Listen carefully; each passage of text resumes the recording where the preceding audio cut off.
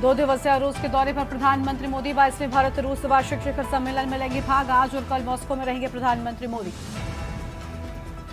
राहुल गांधी मणिपुर असम के दौरे पर रवाना। 14 महीने से जारी हिंसा के बीच तीसरी बार मणिपुर जा रहे हैं। बाढ़ हिंसा प्रभावितों और गवर्नर से करेंगे मुलाकात। सीएम हेमंत सोरेन की कैबिनेट का होगा विस्तार। 2 चेहरों को मिल सकती है जगह। सभी मंत्री दोबारा लेंगे शपथ। एमपी में मोहन मंत्रिमंडल का दूसरा विस्तार कल। कांग्रेस से बीजेपी में आए विधायक रामनिवास रावत बनेंगे मंत्री। सीएम ने राज्यपाल से की मुलाकात। नीट केस की 38 याचिकाओं पर सुनवाई आज। सीजीआई की चंद्रचूड़ की बेंच सुनेगी 20,000 स्टूडेंट्स की शिकायतें। री नीट पर फैसला संभव। हिमाचल में भारी बारिश के चलते 76 सड़कें बंद। पश्चिम बंगाल में बाढ़ जैसे हालात। 11 राज्यों में भारी बारिश का अलर्ट। आप देख रहे हैं के न्यूज, खबरों का सारथी। नमस्कार, लाइव न्यूज में आप सभी का स्वागत है। मैं हूं आपके साथ गरिमा वाजपेयी और अहम खबर से बुलेटिन की शुरुआत करते हैं। दिल्ली से बड़ी जानकारी आपको हम बताते हैं, जहां पर राहुल गांधी के समर्थन में शंकराचार्य उतरे। राहुल गांधी ने हिंदुओं के खिलाफ नहीं बोला। शंकराचार्य का साफ कहना, हमने राहुल गांधी का पूरा भाषण सुना। वो कह रहे हैं कि हिंदू धर्म में हिंसा का स्थान नहीं है। राहुल गांधी कहीं भी हिंदू धर्म के विपरीत बात नहीं कर रहे हैं। राहुल गांधी के आधे वक्तव्य को फैलाना अपराध है और ऐसा करने वालों को दंडित किया जाना चाहिए। तो राहुल गांधी के समर्थन में शंकराचार्य सामने आए हैं। उनकी ओर से कहा गया कि राहुल गांधी ने कहीं भी हिंदुओं को लेकर कोई भी गलत बात नहीं कही।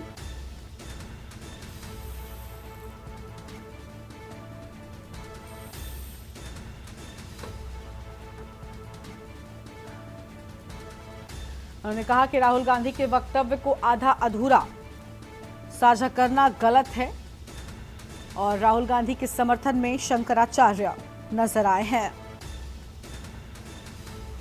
तो राहुल गांधी के समर्थन में शंकराचार्य, बड़ी जानकारी आपको हम बता दें।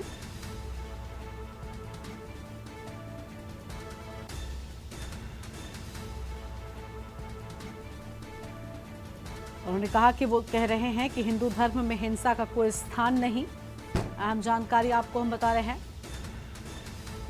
और राहुल गांधी कहीं भी हिंदू धर्म के विपरीत बात नहीं कह रहे। शंकराचार्य की ओर से ये अहम बातें सामने आई हैं।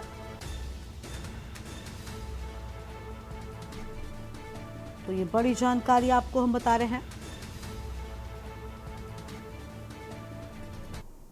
हमने राहुल गांधी का पूरा प्रवचन, जो भाषण उन्होंने संसद में दिया था, उसको निकाल करके देखा और हमने उसमें पाया कि वो तो ऐसा कह ही नहीं रहे हैं। वो तो कह रहे हैं कि हिंदू धर्म में हिंसा का स्थान ही नहीं है।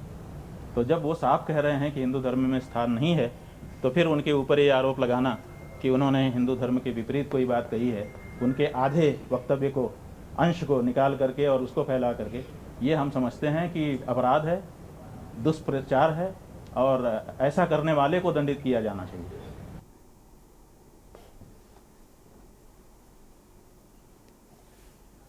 और अब सीधा आपको हम तस्वीर दिखाएंगे, जहां प्रधानमंत्री नरेंद्र मोदी रूस के लिए रवाना होते हुए। तस्वीर आपकी टीवी स्क्रीन पर। आपको बता दें कि रूस के दौरे पर जा रहे हैं प्रधानमंत्री नरेंद्र मोदी और रवानगी के दौरान की ये तस्वीर आपकी टीवी स्क्रीन पर आपको हम दिखा रहे हैं। यहां पर खास मुलाकात पुतिन के साथ में होगी।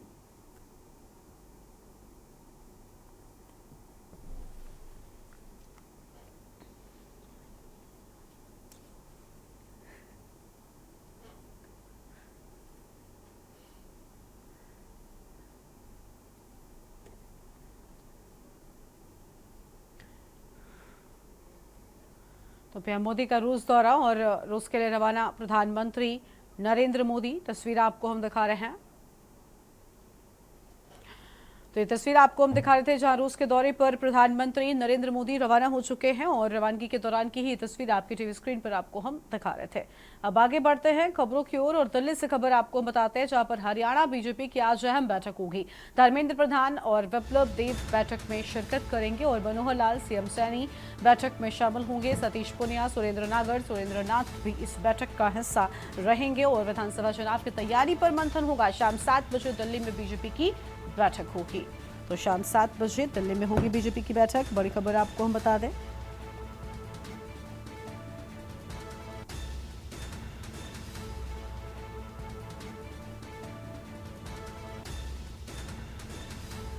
फिलहाल ये बड़ी जानकारी आपको हम बता रहे हैं।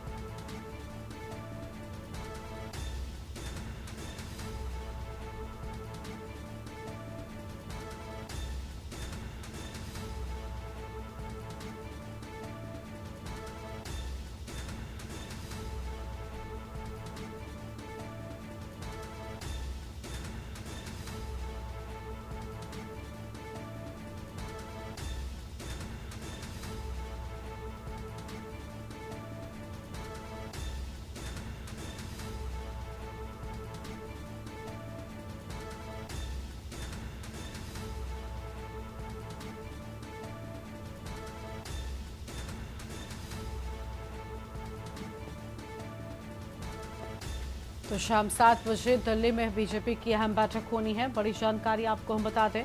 और हरियाणा बीजेपी की अहम बैठक आज होगी। बड़ी खबर, धर्मेंद्र प्रधान, विप्लव देव बैठक में शिरकत करेंगे। और आगे बढ़ते हैं खबरों की ओर। नरवाना से खबर, जहां शहीद जवान प्रदीप का पार्थिव शरीर पहुंचा घर। शहीद के पैतृक गांव जाजनवाला पहुंचा पार्थिव शरीर। शहीद को श्रद्धांजलि देने पहुंचे हजारों ग्रामीण। शहीद के गांव जाजनवाला पहुंचे मंत्री कमल गुप्ता। शहीद को श्रद्धांजलि देने पहुंचे सांसद सुभाष बराला। शहीद प्रदीप नैन अमर रहे से गूंजा गांव।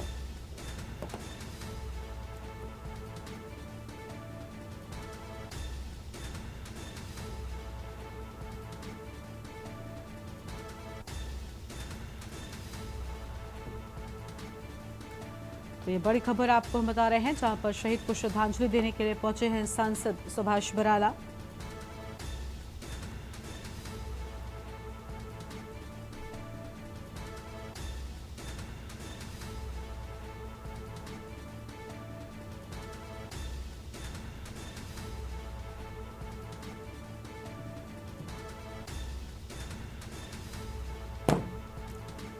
तो शहीद को श्रद्धांजलि देने पहुंचे हजारों ग्रामीण। बड़ी खबर आपको हम बता रहे हैं।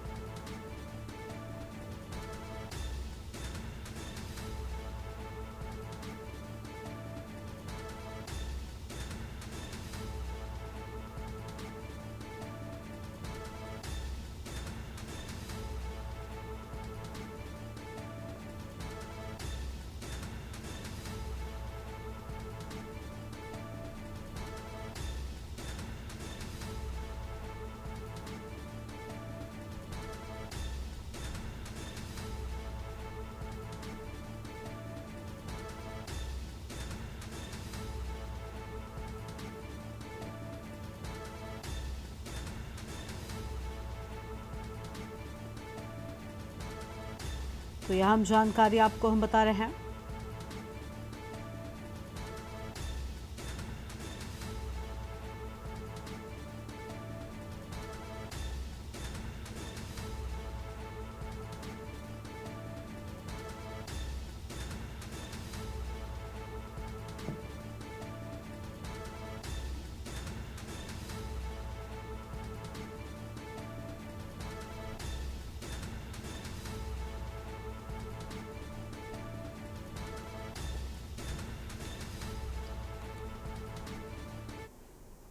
और अगली खबर है सिरसा से, जहां पर पहाड़ी क्षेत्रों व प्रदेश में हो रही बारिश के चलते घग्गर नदी में पानी आना शुरू हो चुका है। और रविवार को शाम 6 बजे तक सरदूलगढ़ से 700 क्यूसेक पानी आ चुका है और धीरे धीरे ये पानी सिरसा की ओर बढ़ रहा है। नदी में बढ़ रहा पानी बाढ़ से बचाव के लिए प्रशासन के इंतजामों की अगर हम बात कर लें तो देखिए अधूरे इंतजाम हैं और कमजोर तटबंध के चलते लोग परेशान हैं। इधर बारिश के चलते रोड़ी क्षेत्र में घग्गर का तटबंध टूटना भी शुरू हो गया है।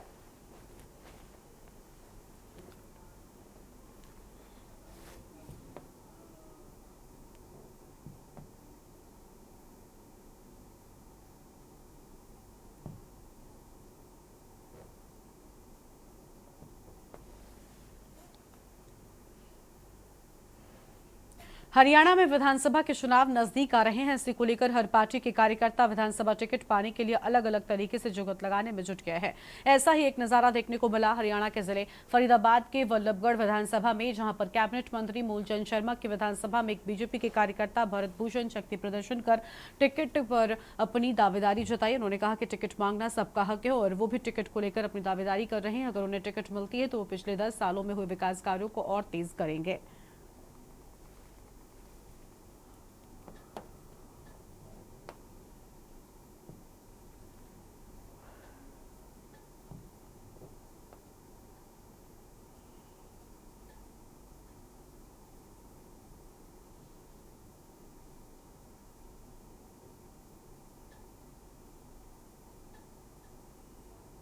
सभी कार्यकर्ताओं का स्वागत है और बल्लभगढ़ का जो असीम प्यार मुझे मिल रहा है, ये मैं आपको बताना चाहूंगा मुकेश जी। मात्र 4 कॉलोनियों का प्रोग्राम है, Nahar Singh colony, Shiv colony, Bhagat Singh colony और सेक्टर 3। अगर 4 कॉलोनियों का इतना आशीर्वाद है तो अगले संडे को, पिछले संडे को हमने कार्यक्रम किया आदर्श नगर और सुभाष नगर, वहां हमें इतना प्यार मिला। आज इन 4 कॉलोनी के लोगों ने मान सम्मान से मुझे बुलाया है। श्री भगवान सिंह और पूरी टीम आपको अंदर देखने को मिलेगी।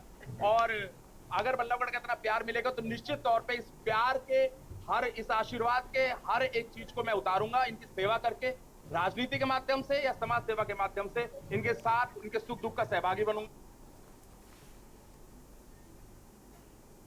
हरियाणा के अंबाला संसदीय क्षेत्र से सांसद वरुण मुलाना यमुनानगर के पीडब्ल्यूडी रेस्ट हाउस पहुंचे, जहां बड़ी संख्या में मौजूद कार्यकर्ताओं ने उनका स्वागत किया। रेस्ट हाउस में सांसद मुलाना को मिलने और अपनी समस्याएं बताने और उनका स्वागत करने वाले कार्यकर्ता बड़ी संख्या में पहुंच गए।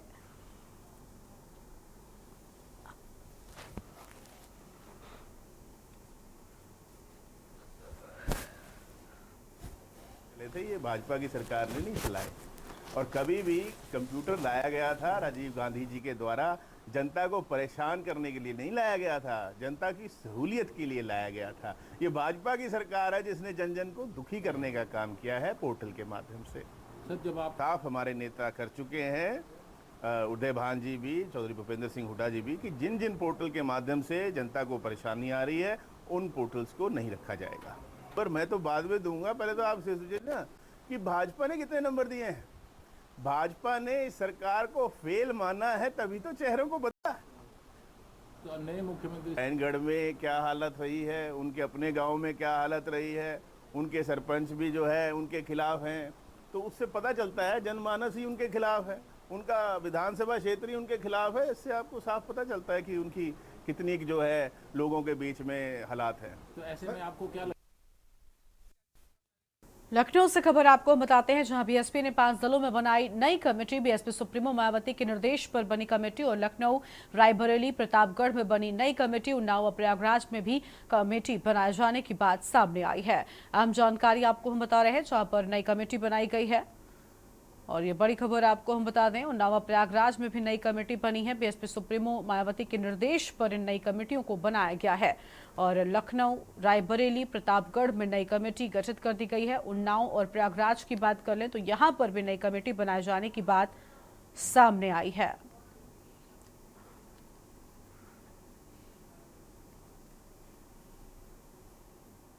तो यह अहम जानकारी आपको हम बता रहे थे लखनऊ से, जहां बीएसपी की ओर से 5 जिलों में नई कमेटी बनाए जाने की बात सामने आई है और सुप्रीमो मायावती के निर्देश पर कमेटी बनी है।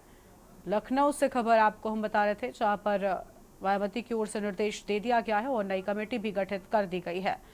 तो ये बड़ी खबर आपको हम बता दें, जहां पर कमेटी गठित किए जाने की बात सामने आई है। और आगे बढ़ते हैं अब खबरों की ओर। लखनऊ से खबर आपको हम बता दें, जहां पर अनफिट स्कूली वाहनों पर शिकंजा आज से शुरू हो जाएगा। राजधानी में 1230 अनफिट वाहन ढो रहे स्कूली बच्चों को वाहन अनफिट मिलने पर वाहन स्वामी पर एफआईआर दर्ज होगी। परिवहन मंत्री के निर्देश पर चलाया जाएगा अभियान। 8 जुलाई से 22 जुलाई तक चलाया जाएगा अभियान।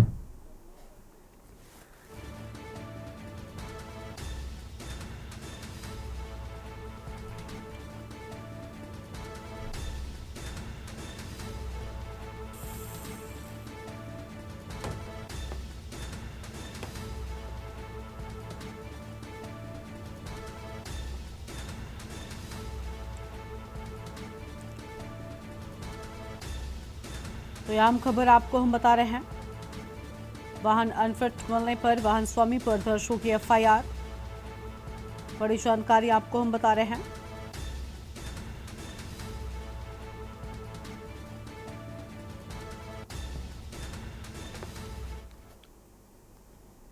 गोंडा से खबर है। बारिश से सरयू व घाघरा नदी उफान पर है। नेपाली पानी ने बढ़ाया नदियों का जलस्तर।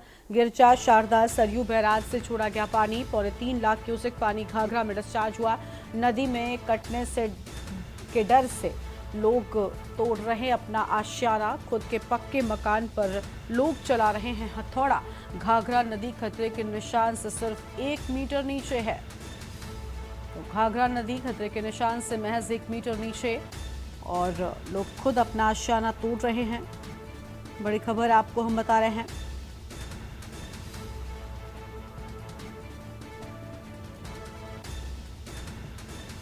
अड़तालीस घंटे में तेजी से जलस्तर बढ़ने का अनुमान है। घाघरा नदी खतरे के निशान से सिर्फ 1 मीटर नीचे है और बारिश से सरयू व घाघरा नदी उफान पर नजर आ रही है। नेपाली पानी ने बढ़ाया नदियों का जलस्तर।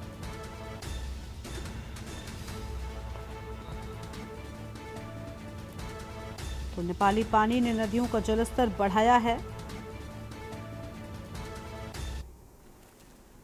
अयोध्या से अगली खबर का रुख कर लेते हैं, जहां भीषण बारिश से सरयू नदी भी उफान पर नजर आ रही है। चेतावनी बिंदु से 27 सेंटीमीटर ऊपर पहुंचा है सरयू नदी। प्रति घंटे 1 सेंटीमीटर बढ़ रहा सरयू का जलस्तर। सरयू के बढ़ते जलस्तर से निचले इलाकों में हड़कंप मचा हुआ है।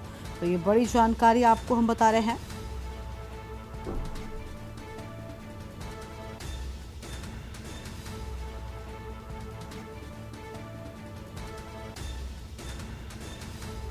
फिलहाल ये बड़ी खबर आपको हम बता दें।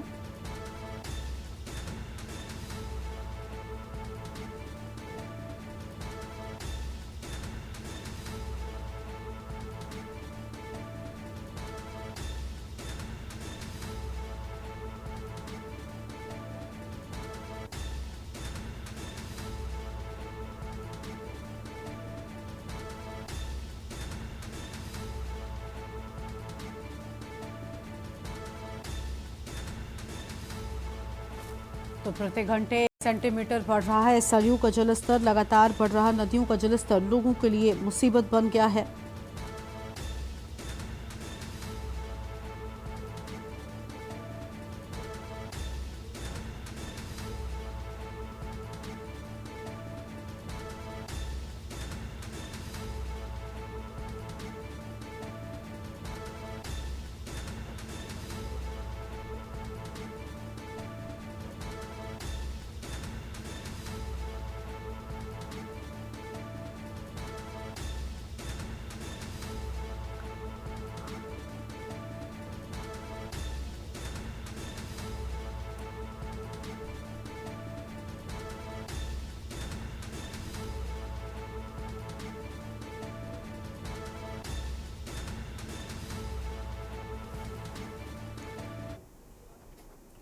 और आगे बढ़ते हैं खबरों की ओर। गोरखपुर से खबर, जहां युवक के नाले में डूबकर मौत हो गई। ग्रामीणों ने पुलिस को पूरे मामले की सूचना दे दी है। मौके पर पहुंची पुलिस और एनडीआरएफ की टीम गोरखपुर पिपराइच क्षेत्र के तोरा नाले की ये पूरी घटना बताई जाती है, जहां ग्रामीणों ने पुलिस को सूचना दे दी है। बड़ी जानकारी आपको हम बता दें, ग्रामीणों की ओर से पुलिस को सूचना दी जाने की बात सामने आई है।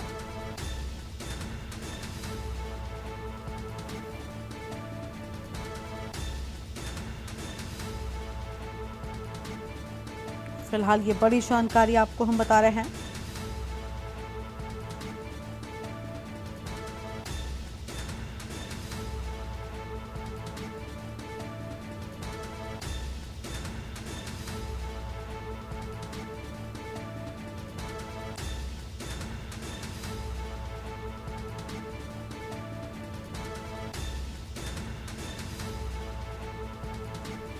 ग्रामीणों ने पुलिस को पूरे मामले की सूचना दे दी है।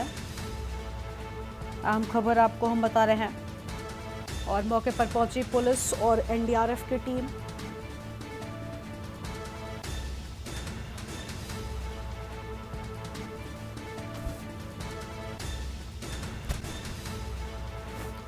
गोरखपुर से खबर, अहम खबर आपको हम बता दें, ग्रामीणों ने पुलिस को पूरे मामले की सूचना दे दी है। तो ये बड़ी जानकारी, मौके पर पहुंची एनडीआरएफ और पुलिस की टीम। अहम जानकारी आपको हम बता रहे हैं। और गोरखपुर पिपराइच क्षेत्र के तोरनाले की ये पूरी घटना है।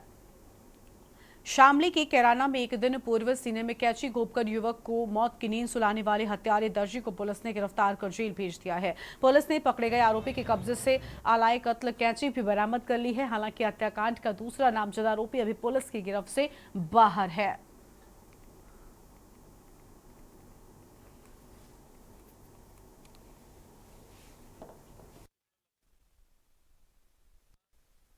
दिनांक 6/7/2024 को लगभग दोपहर 12 बजे के आसपास थाना कैराना कस्बे के अंतर्गत एक मोहल्ला छेड़ियान है, वहाँ से एक व्यक्ति सावेज के द्वारा जो है सूचना दी गई कि उसके भाई कालू उर्फ साहिद की 2 व्यक्तियों के द्वारा हत्या कर दी गई। इस सूचना पर तत्काल थाना कैराना की पुलिस के द्वारा उच्च अधिकारियों के द्वारा घटनास्थल का निरीक्षण किया गया और वहाँ पूछताछ की गई तो पता चला कि वादी का भाई कालू उर्फ साहिद वहाँ एक दुकान है नाज ट्रेलर्स के नाम से, जिसको इमरान और हारून जो सगे भाई हैं वो संचालित करते हैं। उनके वहाँ जो है कालू उर्फ साहिद के द्वारा किसी शादी में जाने के लिए कपड़े दिया गया था सिलने के लिए।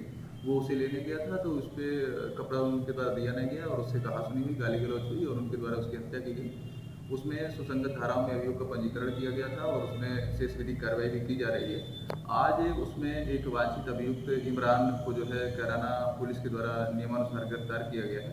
पूछताछ के उपरांत उसे जेल भेजा जा रहा है। इसमें शेष विधिक कार्रवाई जो है वो की जा रही है। कानपुर के महाराजपुर थाना क्षेत्र में बीते दिनों एक निर्माणाधीन भवन से देर रात अज्ञात डकैतों ने सुरक्षा गार्ड को बंधक बनाकर 10 कुंतल सरिया लूटने वाले 3 शातिर डकैतों को गिरफ्तार किया गया है। उनके पास से एक डीसीएम ट्रक, 2.5 कुंतल सरिया व 32,000 रुपए बरामद किए गए हैं। बाकी अभियुक्तों की तलाश की जा रही है।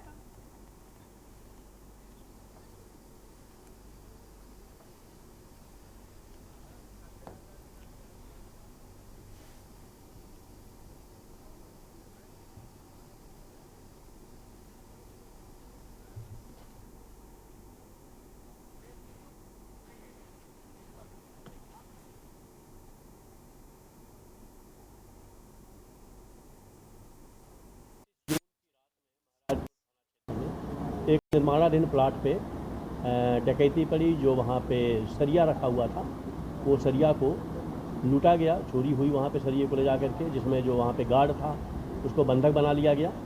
और इसकी जब सूचना मालनी में मिली तो पहले पीआरवी गई, फिर थाना प्रभारी गए, चौकी इंचार्ज गए, हमारे एसीपी गए, मेरे द्वारा भी इसका विजिट किया गया। इस पूरे घटनाक्रम को पुलिस कमिश्नर सर ने और हमारे येलो सर ने बहुत गंभीरता से लिया और बार बार सीपी साहब ने इसको वर्कआउट करने के लिए बार बार टीमें लगाई।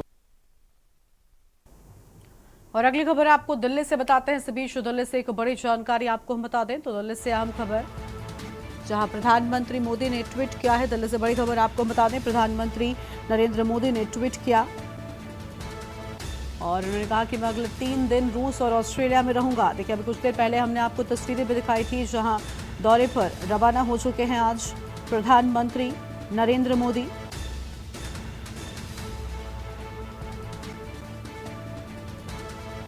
फिलहाल ये बड़ी जानकारी आपको हम बता रहे हैं।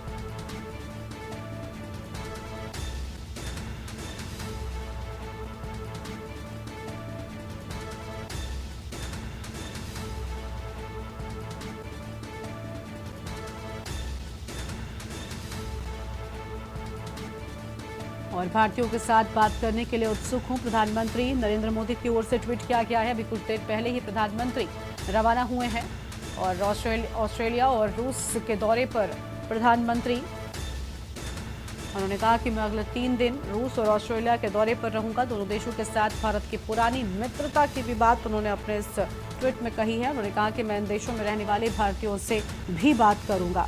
तो प्रधानमंत्री का यह अहम ट्वीट सामने आया है। बड़ी खबर आपको हम बता रहे हैं।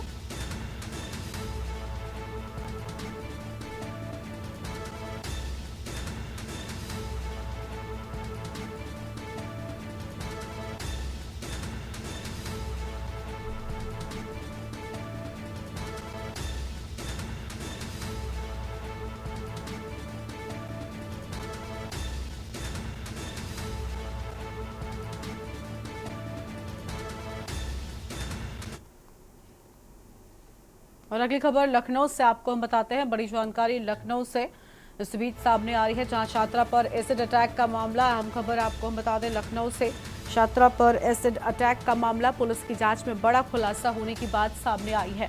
तो पुलिस की जांच में बड़ा खुलासा होने की बात सामने आई है। छात्रा के मौसेरे भाई ने एसिड अटैक की रची थी साजिश। तो छात्रा के मौसेरे भाई ने रची थी साजिश और अपने साथी को एसिड की बोतल कराई थी मुहैया। तो अपने साथी को एसिड की बोतल मुहैया कराई थी। और बड़ी जानकारी आपको हम बता रहे हैं, फिलहाल ये अहम खबर।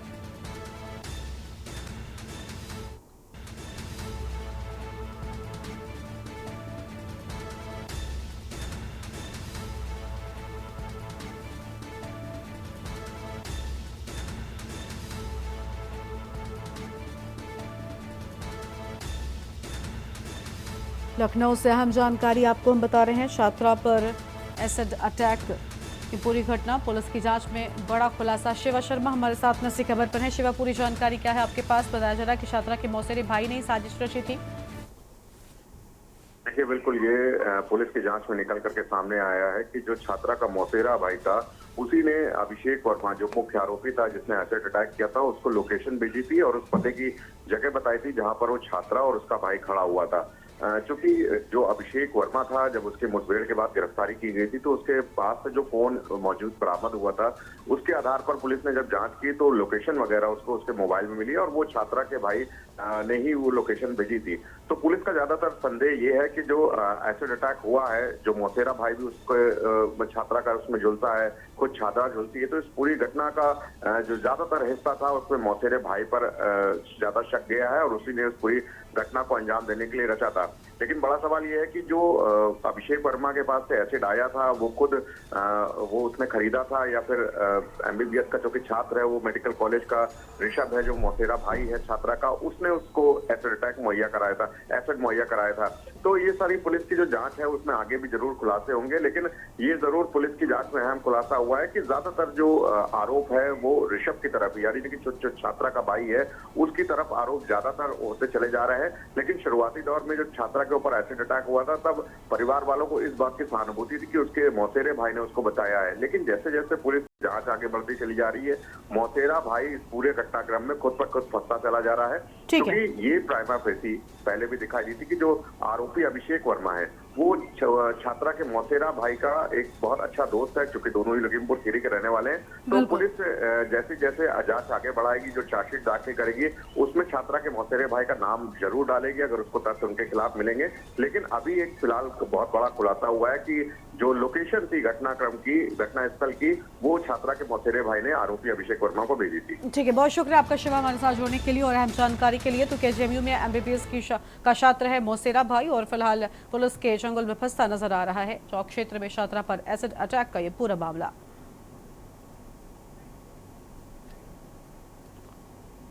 और यहां पर रुकते हैं एक ब्रेक के लिए। आप देख रहे हैं के न्यूज, खबरों का सारथी। नमस्कार, मैं हूं आपके साथ यशी शुक्ला और सीधे आपको ले चलते हैं दिल्ली, जहां पर आतिश हिमालयना शिक्षकों के ट्रांसफर के बारे में क्या कुछ कह रहे हैं, सुन लेते हैं। मेहनत से आज दिल्ली के सरकारी स्कूल प्राइवेट स्कूलों से बेहतर है, उनके नतीजे प्राइवेट स्कूलों से बेहतर है। प्राइवेट स्कूल से माता पिता अपने बच्चों को निकालकर सरकारी स्कूल में एडमिशन करवा रहे हैं। भारतीय जनता पार्टी से दिल्ली की ये शिक्षा क्रांति हजम नहीं हुई। जो 10 साल में दिल्ली के सरकारी स्कूलों में बदलाव आया है वो हजम नहीं हुआ। इसलिए भारतीय जनता पार्टी ने षड्यंत्र रचा कि जो शिक्षक पिछले 10 साल से अरविंद केजरीवाल की शिक्षा क्रांति में शामिल हैं, जो दिल्ली के गरीब बच्चों को अच्छी शिक्षा दे रहे हैं, जो सरकारी स्कूलों को प्राइवेट स्कूलों से बेहतर बना रहे हैं, उन 10 साल से मेहनत करने वाले दिल्ली के सरकारी स्कूलों के शिक्षकों का एक बार में तबादला कर दिया जाए। 11 जून को डायरेक्टोरेट ऑफ एजुकेशन द्वारा एक सर्कुलर निकाला जाता है। वो कहता है कि कोई भी शिक्षक अगर 10 साल से एक स्कूल में पढ़ा रहा है तो उसका कंपलसरी ट्रांसफर होगा।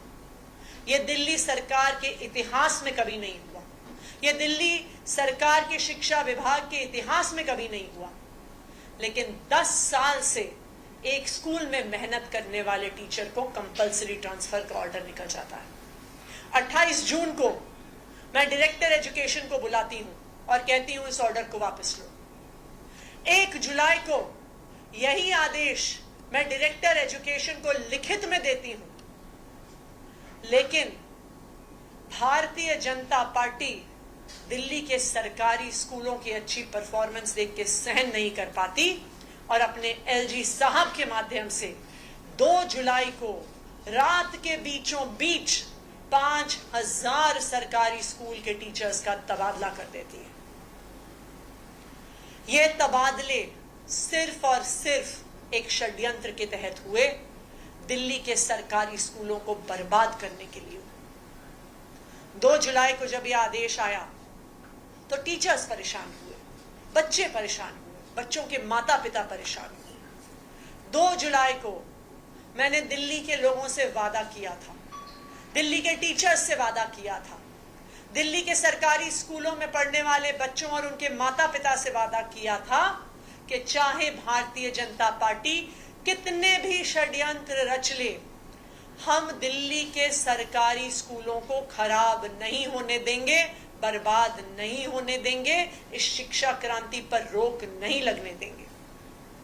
और मुझे खुशी है इस बात की कि जो चाहे वो दिल्ली के टीचरों का संघर्ष हो, माता पिता का संघर्ष हो, हमारा संघर्ष हो, आज भारतीय जनता पार्टी को अपने एलजी साहब के माध्यम से इस ट्रांसफर के आदेश को वापस लेना पड़ा। ये ना सिर्फ दिल्ली के सरकारी स्कूल के शिक्षकों की जीत है, ये दिल्ली वालों की जीत है। ये ऑर्डर जो शिक्षा विभाग से निकला है, इस बात को दिखाता है कि भारतीय जनता पार्टी कितने भी षड्यंत्र कर ले, दिल्ली वालों को परेशान करने के लिए, दिल्ली वालों के काम रोकने के लिए, लेकिन अरविंद केजरीवाल की सरकार दिल्ली वालों के लिए लड़ती रहेगी। हमें चाहे कितना भी संघर्ष करना पड़े, हमें चाहे जितनी भी लड़ाई लड़नी पड़े, लेकिन हम दिल्ली वालों के लिए लड़ते रहेंगे, दिल्ली वालों के लिए काम करते रहेंगे। मैं भारतीय जनता पार्टी को ये कहना चाहती हूं कि अगर आम आदमी पार्टी अरविंद केजरीवाल की सरकार की शिक्षा क्रांति को रोकना चाहते हो, तो मैं आपको एक सुझाव देती हूं कि उससे बेहतर काम करो। आपकी इतनी राज्यों में सरकार है, अगर आपको लगता है कि दिल्ली के सरकारी स्कूल अच्छे हैं, तो आप हमसे अच्छे सरकारी स्कूल बना के दिखाओ। आप यूपी में बना के दिखाओ, आप मध्य प्रदेश में बना के दिखाओ, आप गुजरात में बना के दिखाओ। आप क्यों दिल्ली के सरकारी स्कूलों को तबाह करना चाहते हैं? आप क्यों दिल्ली के सरकारी स्कूलों को बर्बाद करना चाहते हैं? और मैं भारतीय जनता पार्टी को यह भी बता दूं कि चाहे आप कितने भी षड्यंत्र रच लीजिए, जब तक अरविंद केजरीवाल दिल्ली के मुख्यमंत्री हैं, चाहे हमें कितना लड़ना पड़े, हम दिल्ली वालों के सभी काम करते रहेंगे। बहुत बहुत धन्यवाद।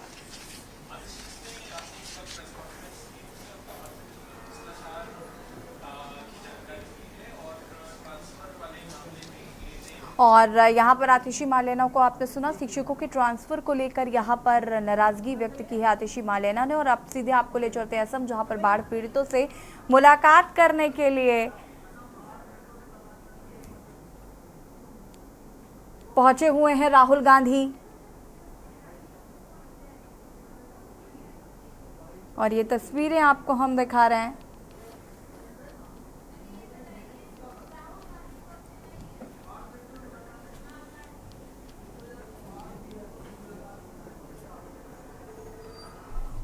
बाढ़ पीड़ितों से मुलाकात करने के लिए पहुंचे राहुल गांधी।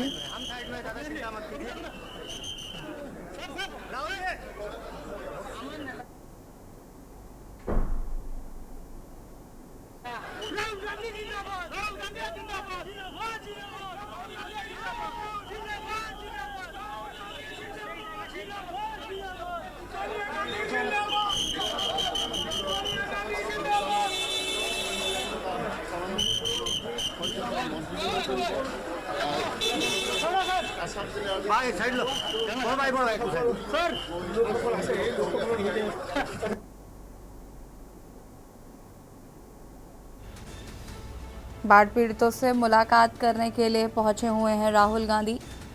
आसाम से ये सी तस्वीरें आपको हम दिखा रहे हैं।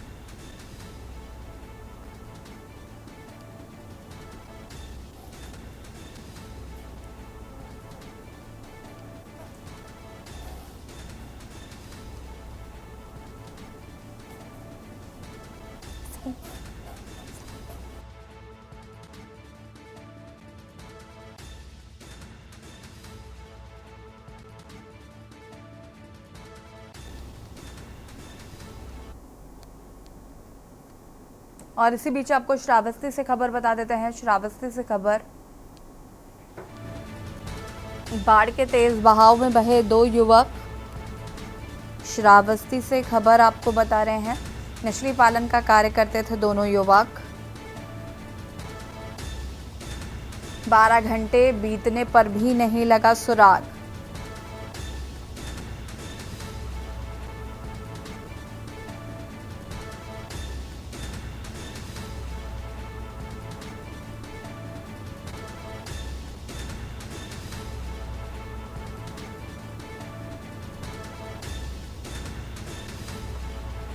डीएमएसपी ने परिजनों से मिलकर हर संभव मदद का दिया भरोसा।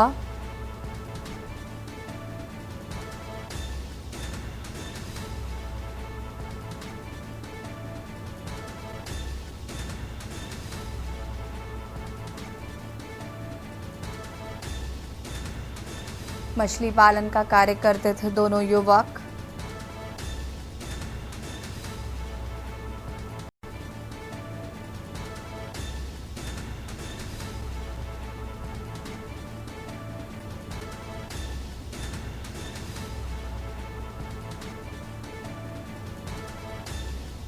सूचना के बाद एनडीआरएफ युवकों की खोजबीन में जुटी।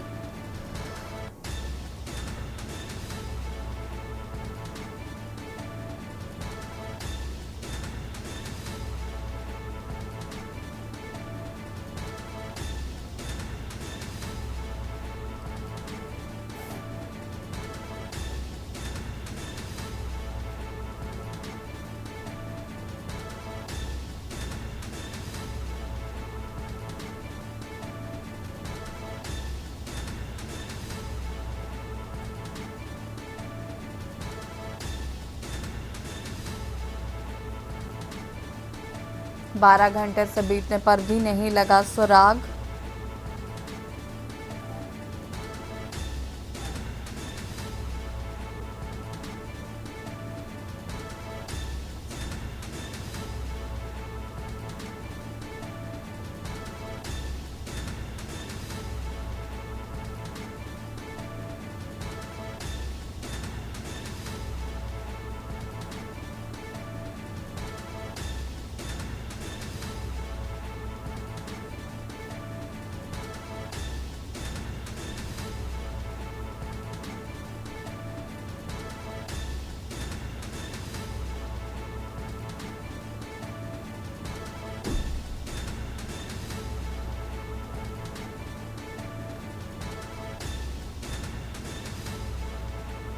सूचना के बाद एनडीआरएफ युवकों की खोजबीन में जुटी।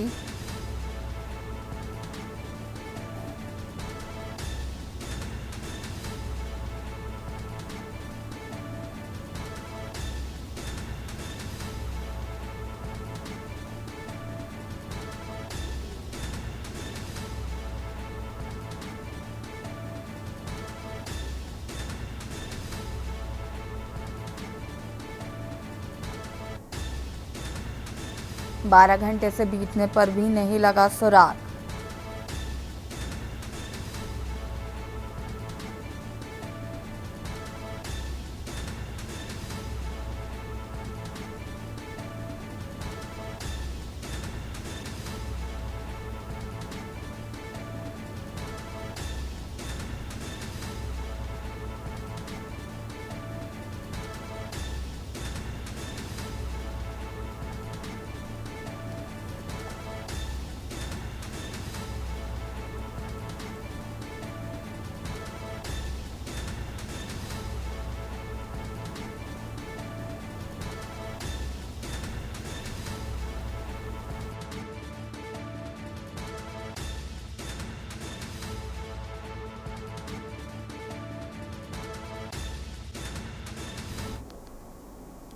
और इसी बीच आपको दिल्ली से खबर बता देते हैं। दिल्ली से खबर, मनीष सिसोदिया ने जमानत याचिका दाखिल की।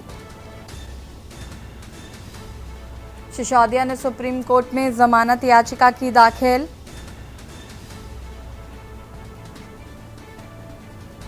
अभिषेक मनु सिंघवी ने जल्द ही सुनवाई की मांग की है।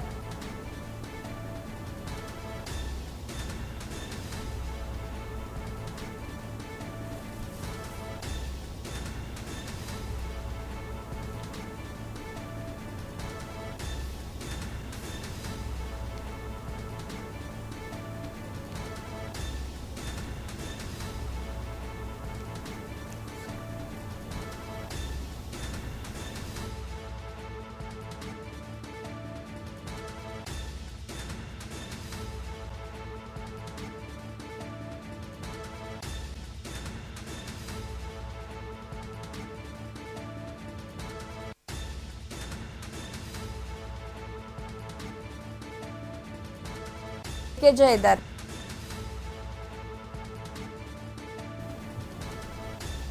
सीजेआई ने जल्द ही सुनवाई का भरोसा दिया है।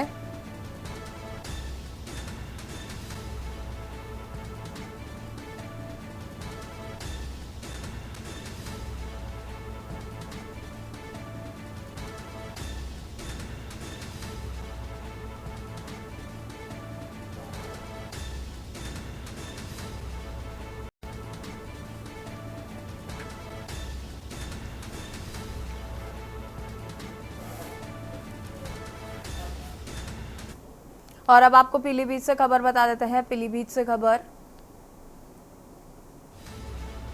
मूसलाधार बारिश ने मचाई तबाही। पीलीभीत से खबर,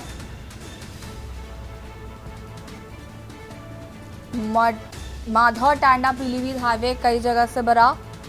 जमुनिया के निकट 3 जगह बहा हाईवे।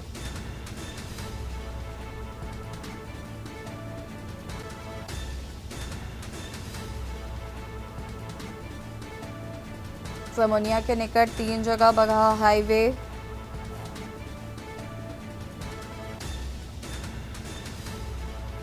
लक्ष्मीपुर दयालपुर के निकट भी हाईवे बहा।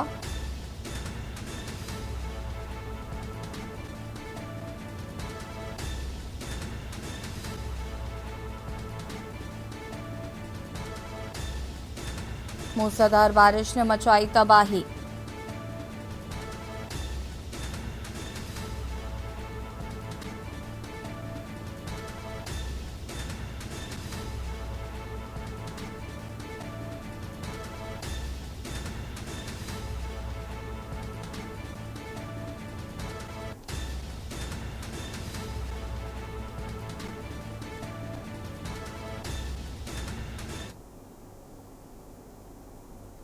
और इसी बीच आपको मुंबई से खबर बता देते हैं। मुंबई से खबर, मुंबई में बारिश का कहर जारी। कई स्थानों पर 6 घंटे में हुई 300 मिलीमीटर बारिश।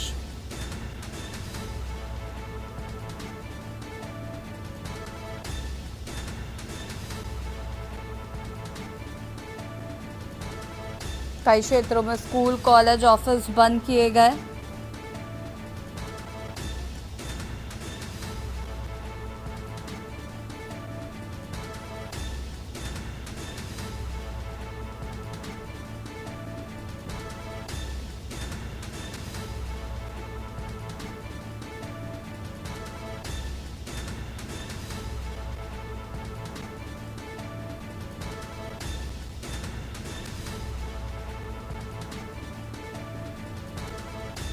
कई स्थानों पर 6 घंटे में हुई 300 मिलीमीटर बारिश।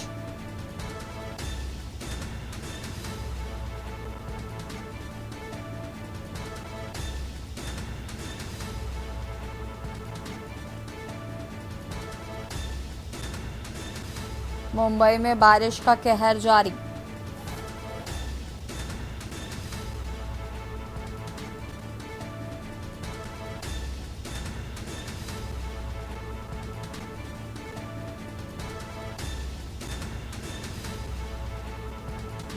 कई क्षेत्रों में स्कूल, कॉलेज, ऑफिस बंद।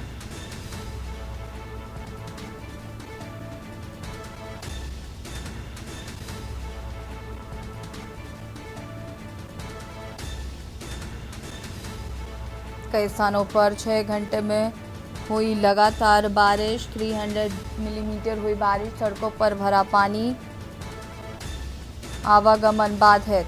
कई जगह पर स्कूल, ऑफिसेज भी बंद किए गए हैं। मुंबई में बारिश का कहर जारी। कई जगह पर स्कूल, ऑफिसेज किए गए बंद।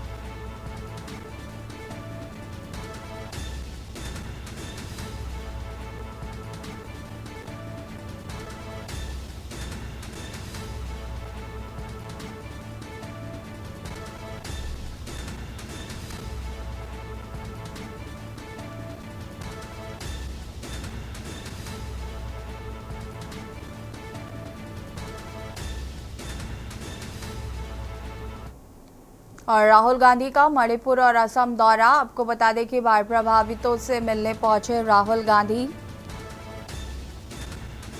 बाढ़ पीड़ितों से जाना हाल। बाढ़ प्रभावितों से मिलने पहुंचे राहुल गांधी।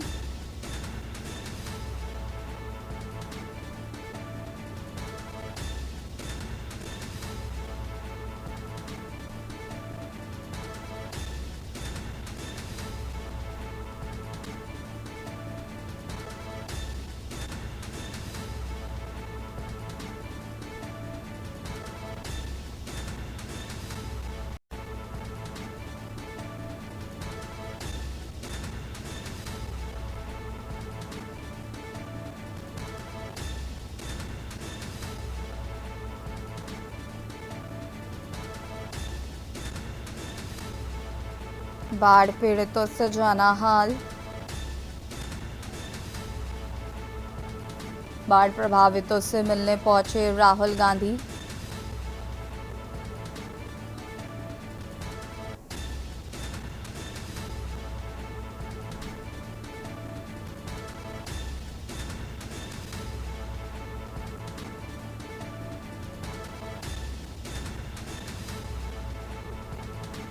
बाढ़ से अब तक 66 लोगों की हो चुकी है मौत। और लाइव न्यूज में फिलहाल इतना ही। देखते रहिए के न्यूज इंडिया। नमस्कार। आप देख रहे हैं के न्यूज, खबरों का सारथी।